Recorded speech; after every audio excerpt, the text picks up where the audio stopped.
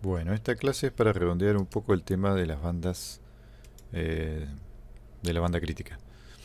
La banda crítica la habíamos explicado a partir del experimento de Fletcher, que sí, el Fletcher es el amigo de Munson con el que hicieron las curvas Fletcher-Munson. Y es interesante porque esas curvas son un trabajo previo y se realizaron haciendo mediciones de umbrales. Y el experimento de Fletcher justamente se basa en medir umbrales. O sea, todo lo que hemos hecho la vez pasada escuchando este experimento se hizo de forma más detallada y con más tiempo, midiendo umbral de enmascaramiento de una señal para distintos anchos de banda. Así que primero vamos a aclarar de qué se trata el umbral de enmascaramiento y el proceso mismo de enmascaramiento. Sería la capacidad que tiene un sonido de tapar al otro. Este sería un ejemplo sencillo. Bueno, en el enmascaramiento entonces tenemos dos señales. Una, en este caso es un ruido que abarca todo el espectro, un ruido blanco. Este sería el ruido enmascarante o señal enmascarante. Y por otro lado tenemos la señal enmascarada. Para que el ruido enmascarante efectivamente pueda tapar al enmascarado, tiene que haber una relación de intensidad. No es automático, no es simplemente porque el enmascarante tenga mayor ancho de espectro, sino que tiene que haber una relación de intensidad. En este caso, así como está dibujado, el enmascarado queda desenmascarado. Para que esta señal quede enmascarada, tiene que estar por debajo de un umbral. Ahí está el umbral, que se llama umbral de enmascaramiento. Significa que si la señal está por debajo de esa línea, entonces desaparece, no se escucha y finalmente, digamos, efectivamente está enmascarada. Entonces todo lo que está por debajo de este umbral no se escucha y se enmascarado por el ruido, y lo que está por encima de ese umbral queda desenmascarado. Bueno, fíjense un detalle importante, que ese umbral de enmascaramiento no es el nivel de la señal enmascarada. No significa que cualquier señal que esté por debajo del volumen del enmascarante se enmascare. Es necesario que la señal esté un poco más por debajo. Ahí está lo particular, ahí está la medida del enmascaramiento, es decir, el umbral ese es una medida particular, no es la medida del enmascarante. Esa medida puede ser una medida absoluta, se puede expresar en decibeles, es un umbral de enmascaramiento de tantos decibeles, o se puede expresar como una relación entre el volumen de la señal enmascarante y el umbral de enmascaramiento. En inglés aparece como relación señal-máscara, SMR. Cuando habla de la señal se refiere a la señal que está justo en el umbral de enmascaramiento, que en realidad entonces es la relación enmascarante-umbral de enmascaramiento. ¿Y cuál es exactamente esa relación? Bueno, esa no se saca a través de un cálculo, sino que a través de una experiencia psicoacústica, a través de un test. Y la forma del test, la más común, consiste en escuchar un ruido enmascarante, una señal enmascarante, en este caso es un ruido, como el ejemplo, y mientras tanto la señal enmascarada va a ir apareciendo lentamente, subiendo de volumen, hasta que va a llegar un punto en que lo vamos a oír. Digamos, el participante del test la va a oír y en ese momento tiene que avisar que la oye. Y ese preciso momento va a ser el momento, va a marcar el volumen de enmascaramiento. Bueno, ahora para probar vamos a hacer ese test. Entonces vamos a escuchar este audio y voy a poner el contador por ahí para que ustedes vean bien cuando empiezan a escuchar la señal. Entonces cuando empiezan a escuchar la señal, ponen pausa el video y entonces se fijan a cuántos segundos escucharon la señal.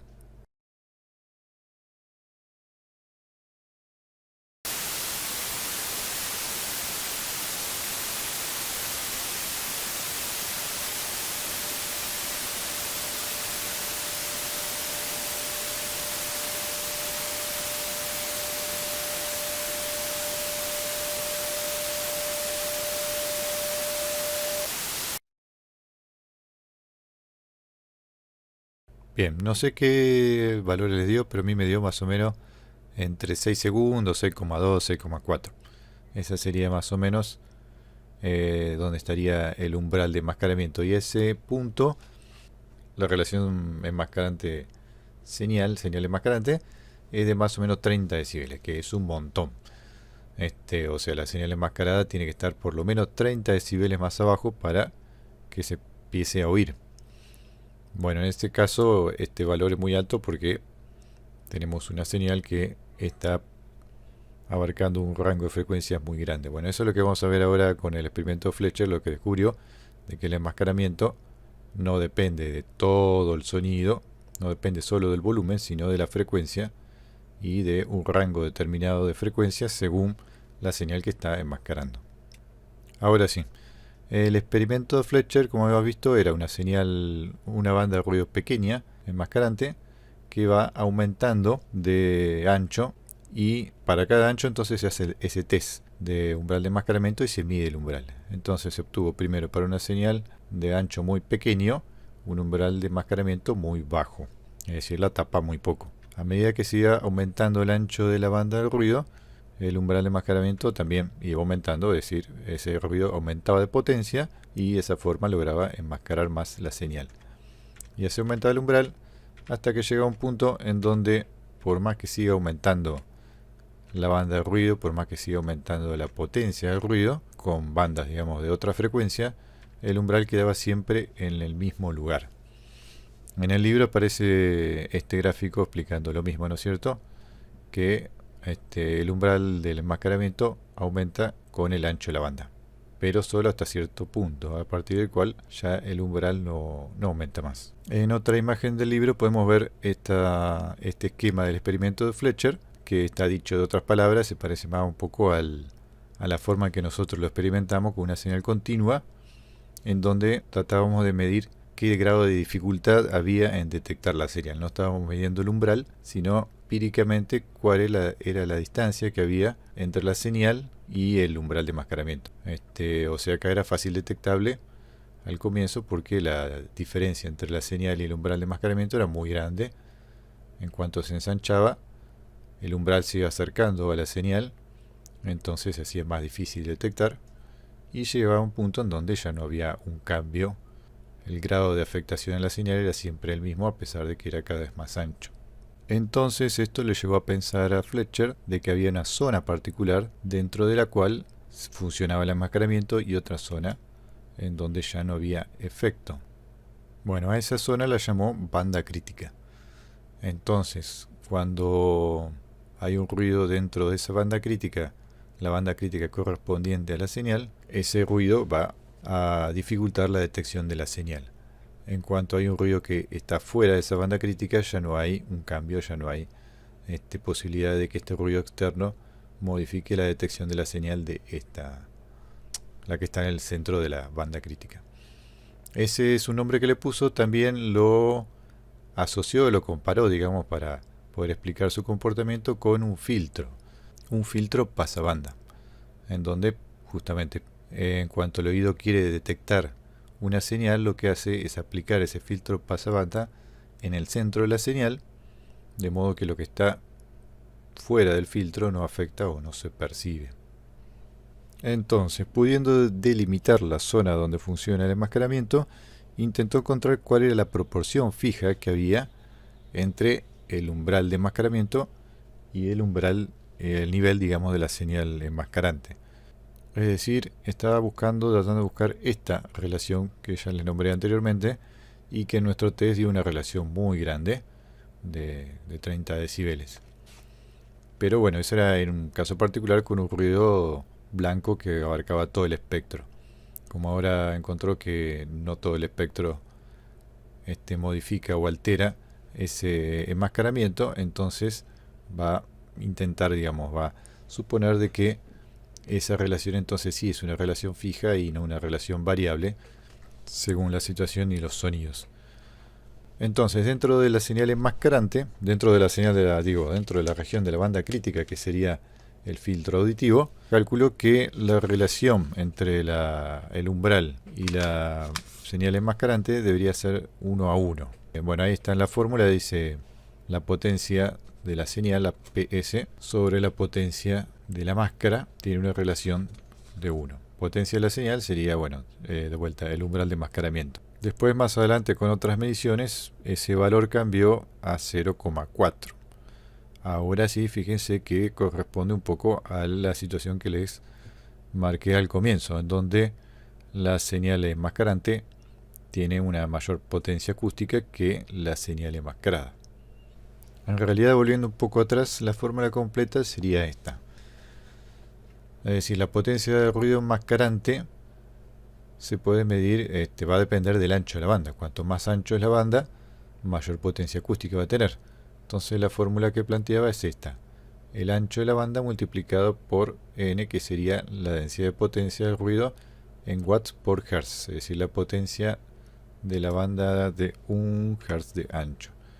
Entonces para 400, una banda de 400 Hz va a ser 400 por esta potencia de cada Hz. Entonces la fórmula completa, bueno, la relación sería esta, K, que valía 0,4, la constante entre las dos señales, sería la potencia de la señal sobre la potencia del ruido enmascarante, que va a depender del ancho de la banda.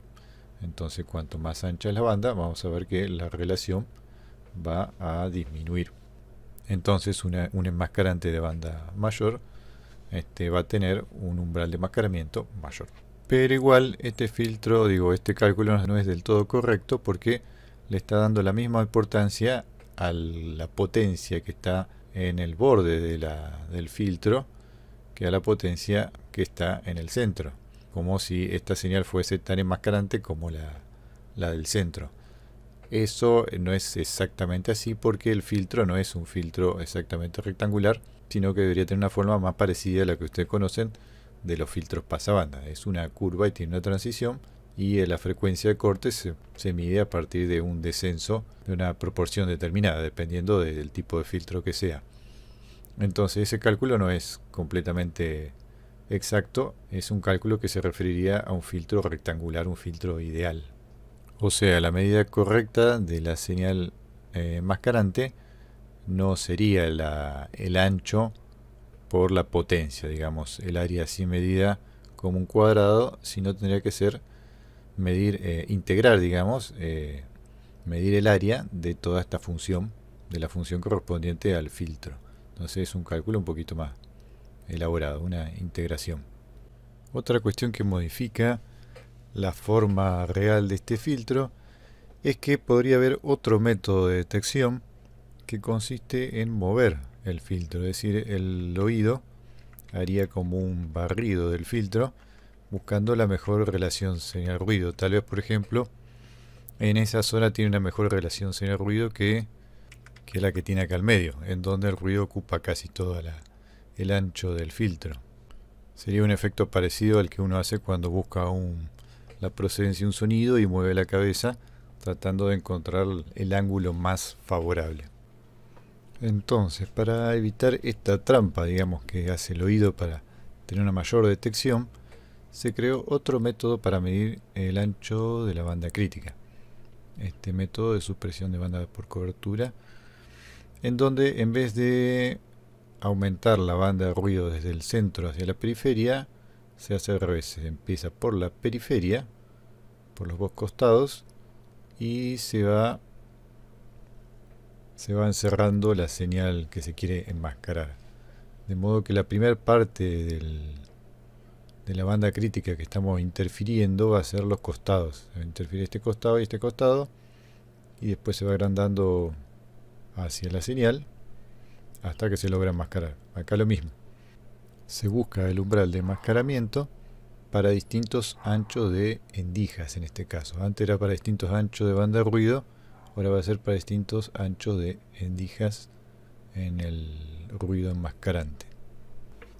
A partir de estos dos test, digamos, para medir el ancho de las bandas críticas, surgen dos especies de escalas, una que se llama Barks y otra ERB.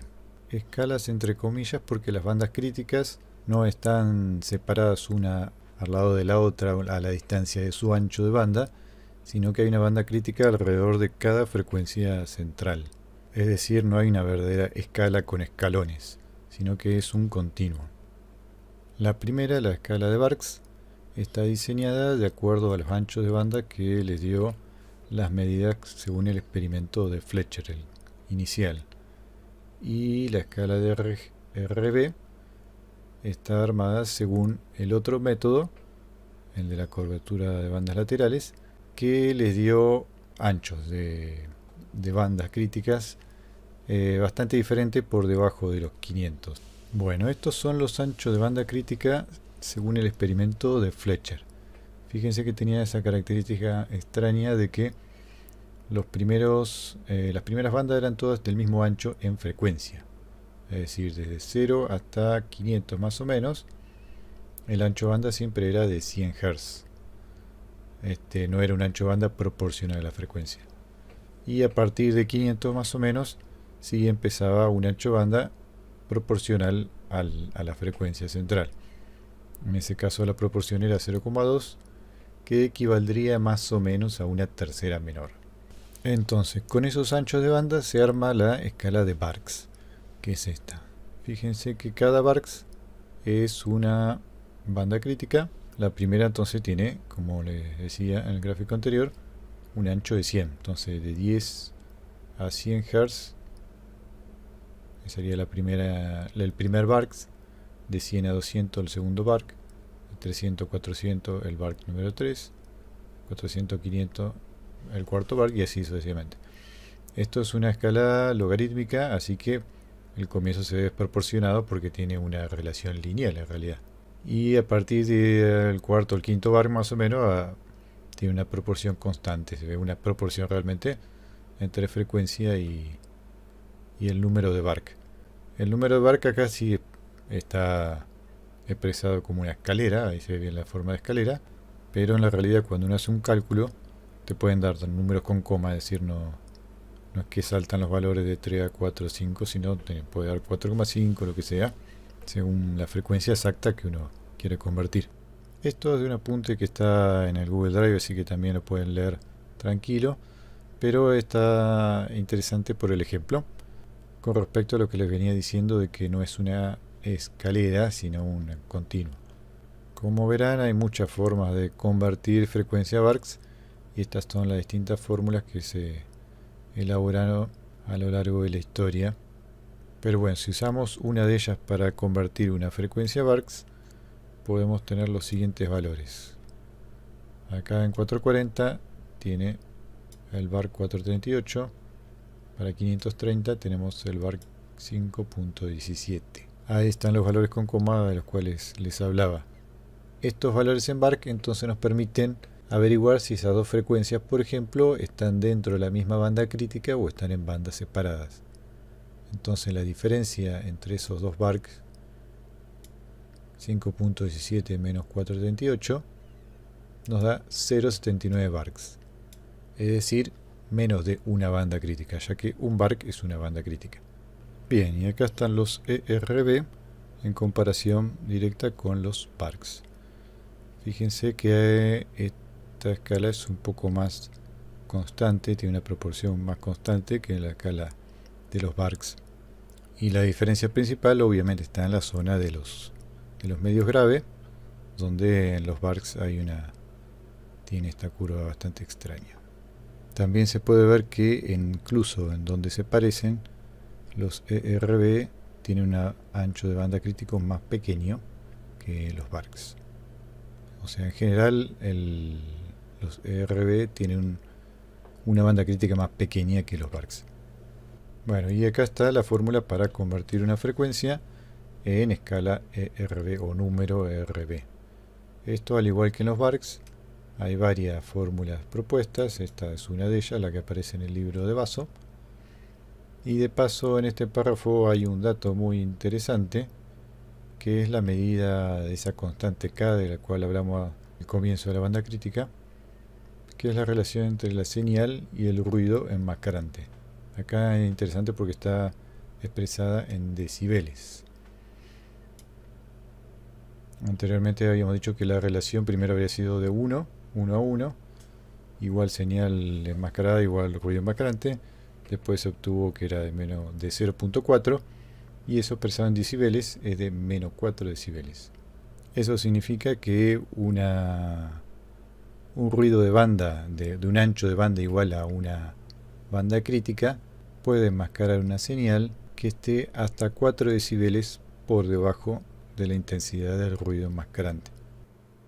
Bueno, antes de cerrar el tema vale la pena hacer cierta comparación, porque este modelo de Fletcher del filtro auditivo, esto de sintonizar y de mover un filtro auditivo, suena un poco extraño, digamos, de que el oído en realidad tenga un filtro y que lo desplace. Bueno, todo eso en realidad son modelos de Fletcher para explicar lo que él observaba. Él observaba la evidencia de un mecanismo, pero no conocía cuál era el mecanismo. Después, posteriormente, se descubrieron esos mecanismos. Entonces, cuando él habla de sintonizar y de mover el filtro auditivo, en realidad el mecanismo que está funcionando ahí es esto que habíamos visto al comienzo del oído interno, la capacidad motora de las células ciliadas externas, la capacidad de mover la membrana y poder hacer una realimentación positiva y así poder sintonizar y detectar con mayor precisión frecuencias, entre otras frecuencias, o tonos muy débiles. Y cuando él habla del filtro auditivo, en realidad lo que está funcionando es lo que se descubrió también posteriormente, en la década de los 60, es la teoría del lugar y más precisamente el movimiento de la membrana. ¿Se acuerdan que le decía que tiene un comportamiento acústico, digamos, incomparable? No se puede relacionar, no hay una analogía directa con ningún otro mecanismo acústico. Y habíamos visto algunas animaciones al respecto. Bueno, esta es una aplicación y muestra el movimiento de la membrana reaccionando a un tono en particular. El tono estaría ahí en el centro. Este sería el centro de la banda crítica. Y esta es la banda crítica. Ahora se entiende, digamos, fisiológicamente. Es decir, la membrana se mueve de esta forma y cuanto más amplio es el movimiento, más son la cantidad de células que se ponen en movimiento. Células ciliadas que disparan impulsos nerviosos. Entonces en esta zona tiene muchos impulsos nerviosos, esta tiene más y esta tiene más. Y así, entonces para un solo tono no se dispara un conjunto cuadrado, digamos, de células ciliadas, sino un conjunto que tiene un ancho de banda, que es justamente la banda crítica. Bueno, y eso es todo por hoy. Nos vemos la próxima.